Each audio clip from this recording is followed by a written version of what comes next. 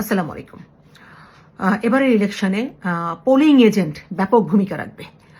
তো বিএনপির যেসব এমপি প্রার্থী পোলিং এজেন্ট অলরেডি সিলেক্ট করে ফেলেছেন অথবা যারা করবেন, দয়া করে খেয়াল রাখবেন কোনোভাবেই যেন জামাত ইসলামী তাদের গুপ্ত দলের লোকজন এর মধ্যে ঢুকাতে না পারে।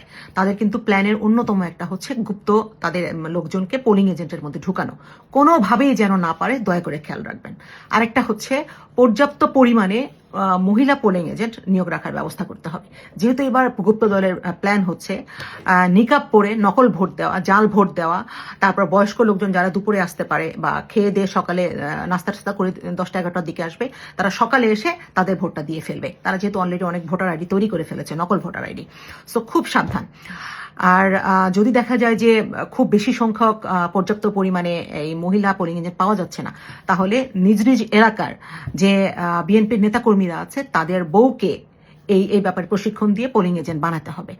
এবং আরেকটা জিনিস যেটা করতে হবে সেটা হচ্ছে আপনার সংশ্লিষ্ট এলাকায় প্রিজাইডিং অফিসার, সহকারী প্রিজাইডিং অফিসার, পোলিং অফিসার, এসব কাদের নিয়োগ দেওয়া হয়েছে তাদের ব্যাপারে পুঙ্খানুপুঙ্খ তথ্য জানার ব্যবস্থা করুন। দেখা যাবে যে কিছু কিছু তো হবেই, দলকানা হতেই পারে, কিন্তু কথা হচ্ছে যদি একদম বেশি হয়ে যায়, ঠিক আছে, তাহলে তাদের ব্যাপারে অবশ্যই এখনই আপনি নির্বাচন কমিশন বরাবর দয়া করে আপনারা কমপ্লেন জানিয়ে রাখুন যাতে তাদের চেঞ্জ করে দেওয়া হয়।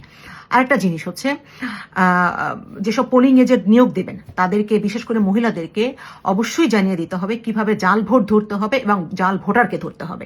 এবং কোনো নিকাব পরা মহিলাকে সন্দেহ হওয়া মাত্র পুলিশের সামনে যে অবশ্যই যেন তাকে নিকাব খুলে পরীক্ষা করা হয় যে সে ডাবল ভোট বা জাল ভোট দিতে আসছে কিনা।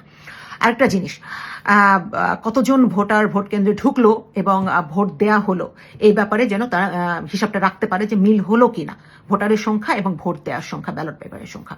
আরেকটা হচ্ছে ভোট দেওয়া শেষ হলে ব্যালট পেপার গণনার যে বাক্সটা সেটা ভোট কেন্দ্রে, গণনার কেন্দ্রে না নিয়ে যাওয়া পর্যন্ত বাক্সের দিকে খুব খুব পুঙ্খানুপুঙ্খভাবে খেয়াল রাখতে হবে যেন কোনো কিছু না করতে পারে। আর ভোট কেন্দ্রের বাইরে অবশ্যই অবশ্যই পর্যাপ্ত পরিমাণে বিএনপির কর্মীদের রাখতে হবে।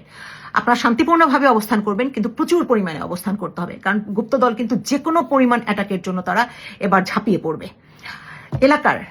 আর হচ্ছে প্রিজাইডিং অফিসারের কক্ষে আমরা জানি যে ভোট গণনা করা হবে, যেহেতু ওখানে সিসিটিভি থাকে, সেখানে সহকারী প্রিজাইডিং অফিসার, পোলিং অফিসার তারা উপস্থিত থাকতে পারে, কিন্তু কোনোভাবেই যেন পুলিশকে দিয়ে ভোট গণনা না করানো হয়। পুলিশ কিন্তু গুপ্ত দলের অনেক পুলিশ থাকতে পারে যাদের উদ্দেশ্য কিন্তু যে তাড়াহুড়ো করে ভোট শেষ করা, আরে গুনে ফেলেন, এরকম করে বিরক্ত ধরে ফেলা। আপনারা সেটাকে মোটেও পাত্তা দিবেন না। একদম নিয়মতান্ত্রিকভাবে যতক্ষণ টাইম লাগুক ভোট যেন সঠিকভাবে গণনা করা হয়। আর লাস্টে যে কথা সেটা হচ্ছে এখন থেকে শুরু করে 12 তারিখের আগ পর্যন্ত এলাকার বিভিন্ন বাড়ি, বিভিন্ন প্রিন্টিং অফিস, কম্পিউটারের দোকান দয়া করে খেয়াল রাখবেন। আজকে কিন্তু অলরেডি লক্ষ্মীপুরে জামাতের একজন এমপি প্রার্থীর লোক ভোট দেওয়ার যে সিল সহ জাল ভোট দেওয়ার সিল সহ ধরা পড়ছে ম্যাজিস্ট্রেটের হাতে। সো প্লিজ সাবধান, গুপ্ত দলের লোক যেন পোলিং এজেন্ট হিসেবে কোনোভাবেই ঢুকতে না পারে, মহিলা পোলিং এজেন্ট যেন পর্যাপ্ত পরিমাণে থাকতে পারে, এবং শুরু থেকে শেষ পর্যন্ত যেন পোলিং এজেন্টরা ভোট কেন্দ্র ত্যাগ না করে। কারো যদি যাওয়ার দরকারও হয় তার পরিবর্তে কেউ যেন ওখানে থাকে। ঠিক আছে? আল্লাহ হাফেজ।